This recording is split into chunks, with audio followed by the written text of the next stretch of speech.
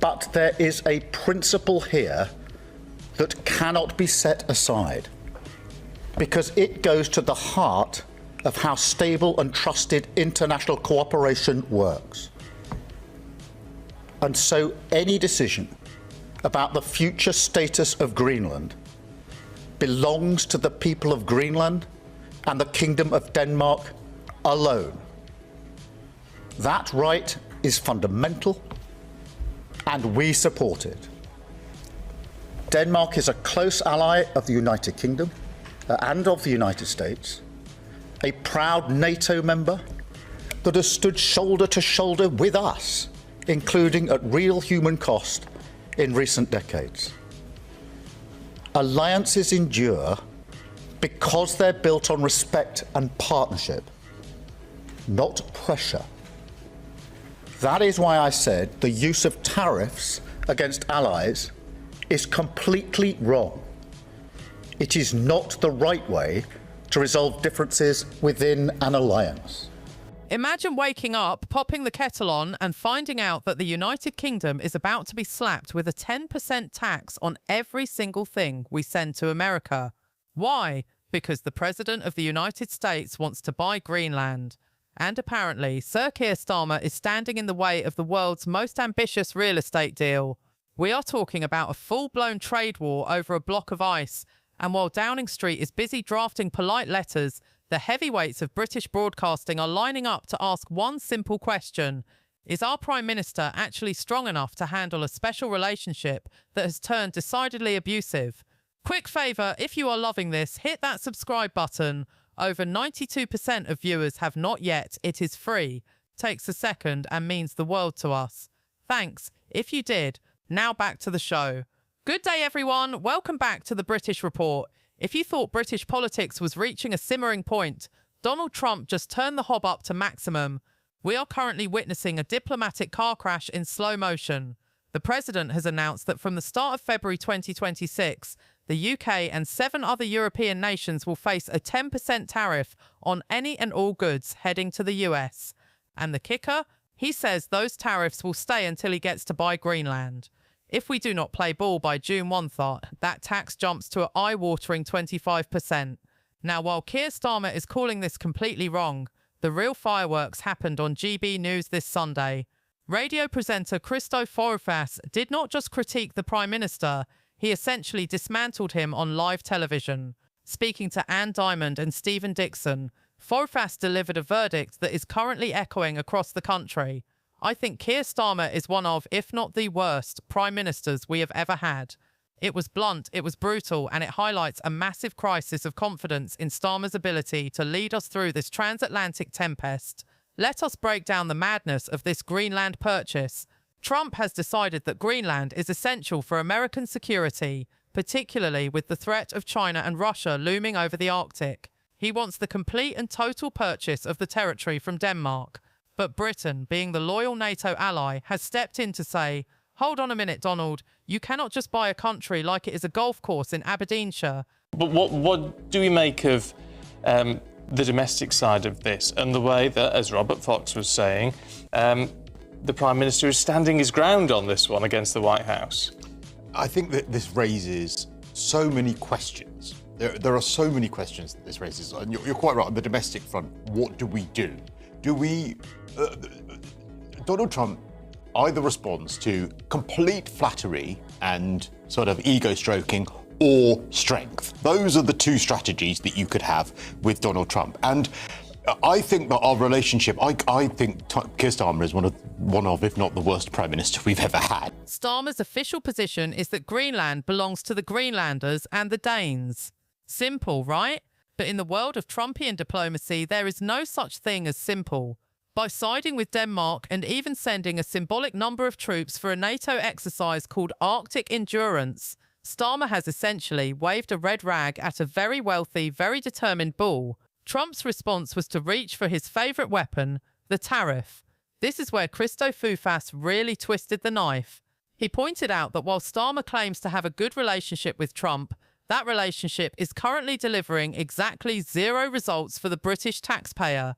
We are facing a 10% tax on our exports because our Prime Minister is trying to play the role of the international moral arbiter. Foufas's point is simple. Tariffs are a disaster for the UK economy. But what on earth is Starmer actually going to do about it? Anne Diamond raised a fascinating point during the broadcast that should make every Briton pause. She asked if there is a danger that Starmer, in his attempt to build a coalition of the willing against these tariffs, might turn around and find absolutely no one standing behind him. It is a terrifying thought, is it not?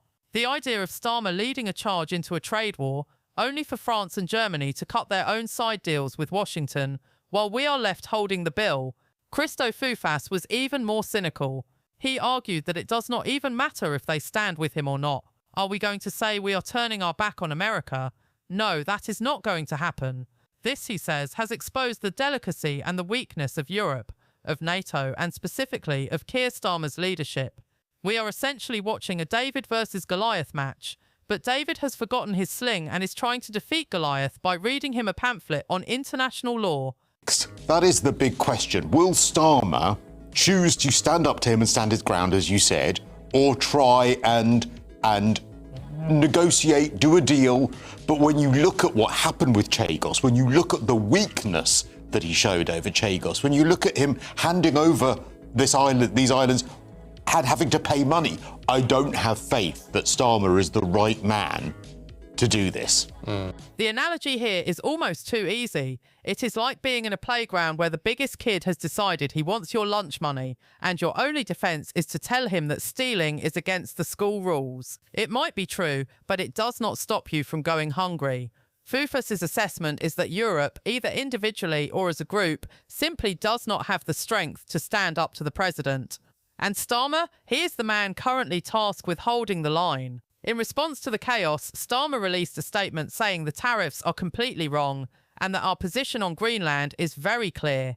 He is trying to project the image of a principled leader standing up for the sovereignty of a small nation. And on paper, he is right. You cannot just annex a part of the Kingdom of Denmark because you want to build a Golden Dome missile defence system.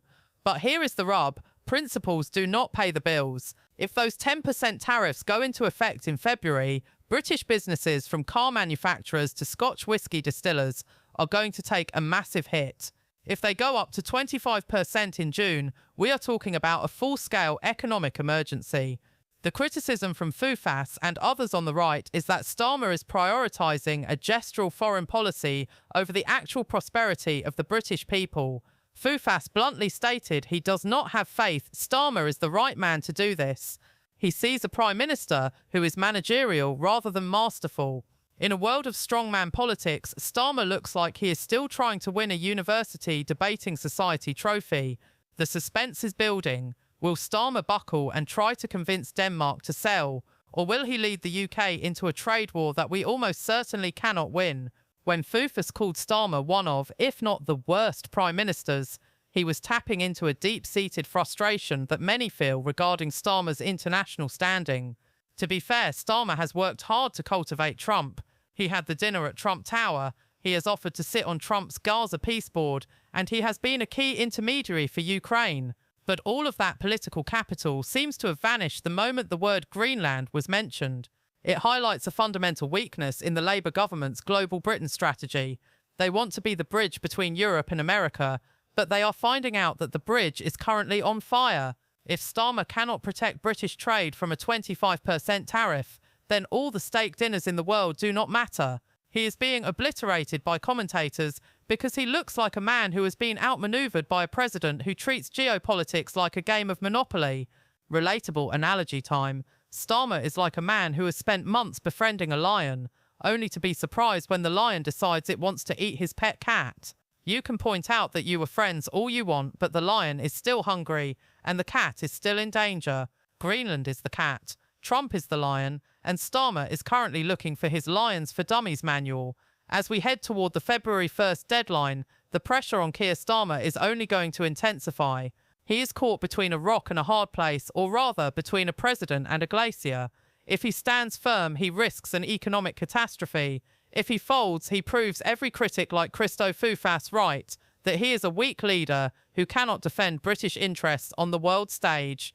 The obliteration on live television is just the beginning. Until Starmer can show he has the strength Foufas says he lacks, every move he makes will be scrutinised through the lens of this Greenland crisis.